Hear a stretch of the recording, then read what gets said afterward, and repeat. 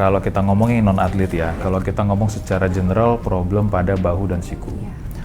Nah, keluhan paling banyak itu adalah nyeri bahu, ya, nyeri bahu oleh sebab apapun itu. Biasanya kalau yang non-atlet, nyeri-nyeri bahu ini paling sering nih saya temukan di praktek sehari-hari itu adalah salah satunya frozen shoulder, ada namanya impingement ataupun jepitan otot bahu, shoulder impingement, ya, jadi ada jepitan otot bahu, dan mungkin sekedar peradangan aja, bursitis, yang lain-lain ya. Tapi mungkin yang cukup banyak kita temukan tuh kasus kaku bahu atau sebutnya frozen shoulder, itu cukup banyak ya ditemukan.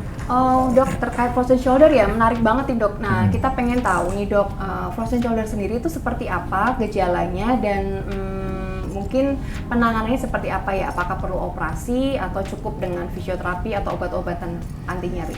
Nah, baik, terima kasih Dokter Mia. Kalau frozen shoulder ya itu kan istilahnya bahasa Inggris ya. Kalau kita artikan adalah frozen ataupun beku ataupun kaku pada bahu. Nah, kalau secara definisi ya frozen shoulder-nya adalah suatu penyakit yang terjadi akibat peradangan pada kapsul sendi bahu. Jadi bahu kita ini kan ada kapsul pembungkus ya. Kapsul itu yang memudahkan kita untuk bergerak, elastis sehingga bahu kita bisa bergerak leluasa. Nah, kapsul yang leluasa yang elastis ini mengalami peradangan sehingga dia mengalami pengkerutan. Maka jadi seperti frozen. Ya, jadi yang tadinya dia lentur jadi stiff. Nah, akibat peradangan ini menyebabkan kapsul bahu menjadi stiff. Akibatnya apa? Radang menyebabkan sakit pada bahu. Stiff menyebabkan keterbatasan gerak. Jadi keluhan orang-orang dengan frozen shoulder umumnya satu, nyeri pada bahunya, baik itu kanan ataupun kiri, dan keterbatasan gerak. Jadi yang dia bisa melakukan aktivitas sehari-harinya itu mulai terganggu. Paling sering yang dikeluhkan pasien itu kalau pada wanita nih, nyisir susah, ya, mau pakai baju agak repot. Kemudian mohon maaf mau pakai pakaian dalam juga terganggu. Kalau laki-laki biasanya mau ngambil dompet susah, nyisir susah, mau ngambil karcis parkir di itu juga susah. Nah, itu banyak tuh keluhannya seperti itu.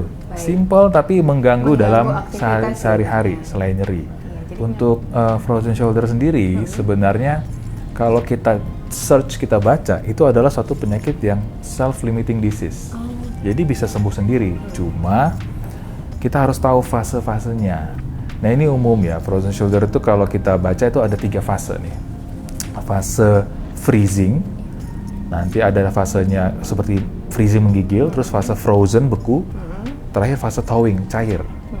Simpelnya pada saat freezing, ya, bahu kita tuh keluhan utamanya adalah sakit, nyeri. Di sini kita masih bisa bergerak nih, pasien biasa masih bisa bergerak, cuma dia sudah mulai mengeluh kok, gerak ini sakit, gerak itu sakit, ya, itu pada saat itu kapsulnya baru meradang, tapi dia belum mengkerut. Nah, pada fase ini kita harus tahu menentukan pasien ini di fase apa. Gitu. Pada fase ini biasanya pasien tuh lebih banyak mengeluh sakit bahunya, dia kalau mau gini sakit, tapi masih bisa bergerak. Nah, mungkin sudah ada sedikit keterbatasan. Ini sendiri bisa berlangsung 6-9 bulan, ya, durasinya panjang. Nah, setelah fase itu akan masuk namanya fase frozen. Frozen ini fase beku. Nah, di mana pada fase beku dia sudah kaku. Di sini simptomnya lebih dominan tuh kaku.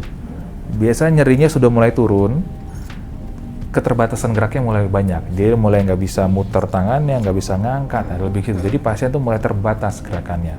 Ya, ini juga bisa berlangsung 4 bulan sampai 1 tahun. Ya. Kalau fase kaku ini bisa dilewati, baru masuk ke fase thawing tadi, mencair seperti es mencair. Nah di sini yang tadinya kaku itu sudah mulai bisa istilahnya ya istilah kata meleleh sedikit-sedikit, jadi mulai bisa lebih bergerak lagi tapi pelan-pelan. Ini pun prosesnya bisa berlangsung 6-9 bulan. Jadi kalau kita lihat total perjalanannya ini bisa sembuh sendiri memang, tapi mungkin butuh waktu 2-3 tahun. Nah disinilah kita perlu mengedukasi pasien, kita perlu menemukan pasien ini di fase yang mana, karena penanganan di masing-masing fase itu berbeda. Dan tidak semua penanganan frozen shoulder itu berujung-ujung operasi, ya, tergantung dari fase apa.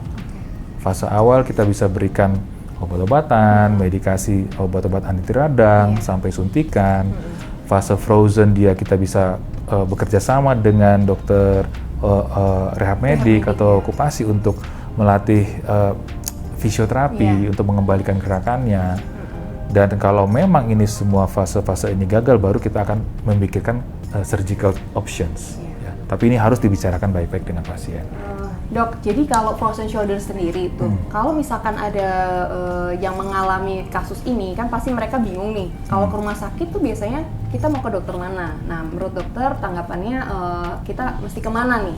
Ya, makanya gini dok, kalau frozen shoulder ya ini memang seperti saya bilang banyak keluhan shoulder tuh banyak. Ya, tapi mungkin kita perlu mengedukasi masyarakat ya bahwa siapa yang menangani. Sebenarnya bisa ditangani oleh banyak orang ya.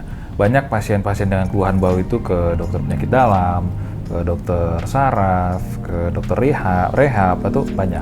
Dan semuanya pun bisa menangani. Semuanya sekarang sudah punya kompetensi untuk menangani.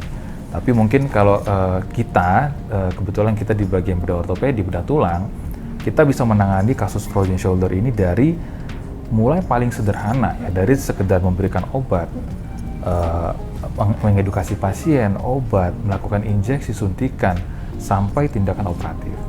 Jadi ya istilahnya one stop service lah di kita gitu. Kita bisa lihat, oke, ini mungkin butuhnya cuma obat aja, oh ini butuhnya mungkin fisio aja, oh ini butuhnya suntikan aja, oh ini mungkin sudah butuh operasi. Jadi itu tadi saya bilang tidak semuanya operasi, tapi kita bisa lihat case by case, patient by patient, mana yang paling tepat penanganan pasien. Ya tapi ya kita bisa menangani dari awal sampai akhir. Itu perbedaannya. Jadi memang disarankan untuk ke dokter bedah ortopedi ya, karena memang lebih holistik ya, keseluruhan ya dok ya, artinya dari awal sampai apabila memang perlu operasi juga bisa langsung ditangani, seperti itu ya dok gambarnya? Ya, tentunya juga dengan kerjasama dengan teman-teman dari sejawat lainnya. Ya. Oke, bicara operasi ini dok, gambarannya seperti apa sih dok? Kan mungkin orang-orang takut ya mendengar kata operasi. Nah kalau frozen shoulder itu operasinya seperti apa dok gambarannya? Ini satu hal yang memang salah satu juga ingin saya tekankan ya, karena orang dengar kata operasi itu sudah stres duluan. Padahal sebenarnya operasi itu tidak melulu dengan namanya sayatan gitu. Jadi prosedur operatif kita bilang itu bisa mulai satu. Kan tadi masalahnya adalah kaku ya. Kaku itu kan artinya kita perlu bikin dia jadi lentur. Ya. Nah, prosedur yang kita lakukan itu pertama kita lakukan namanya manipulasi. Jadi pasien dibikin tidur, dibius supaya dia tidak merasakan sakit, kemudian kita lakukan manipulasi. Manipulasi itu bahunya kita gerakkan supaya dia bisa kembali ke gerakan yang normal. Ini yang paling sederhana. Ini tidak melibatkan tidak melibatkan sayatan. Kedua, kita bisa melakukan yang namanya hidrodilatasi. Jadi seperti kita nyuntik bahunya, tapi kita masukin cairan yang steril untuk mengembangkan bahunya. Supaya tadi space yang mengkerut itu pelan-pelan bisa dibikin mengembang lagi. Jadi lentur lagi. Dan ini bukan satu tindakan operatif. Jadi non-invasif ya? Non-invasif. Nah, aman ya dok ya pastinya? Aman, menurut saya aman. Ya mungkin yang terakhir, sekarang juga kita ada prosedur namanya artroskopi. Artroskopi ini sebenarnya suatu prosedur minimal invasif ya, di mana kita hanya menggunakan kamera dengan seukuran pensil, kita bisa masuk ke dalam bahu pasien dan kita menggunakan instrumen seperti pensil juga. Jadi sayatannya sangat kecil untuk masuk ke dalam bahu dan membebaskan jaringan yang tight tadi itu. Jadi bukan suatu operasi yang kita belek lebar, pemulihan apa tidak. Jadi itulah perkembangan teknologinya. Itu yang saya kira di sini pun semua itu bisa dikerjakan. Jadi itu dan recovery-nya juga cukup cepat dan cukup baik. Jadi nama operasinya artroskopi ya dok ya? Ya, namanya artroskopi. Dimana di Mandaya Royal Puri pastinya bisa mengerjakan dan tentunya itu aman ya dok ya? Yes, tentunya dengan persiapan yang baik semuanya bisa dilakukan dengan baik.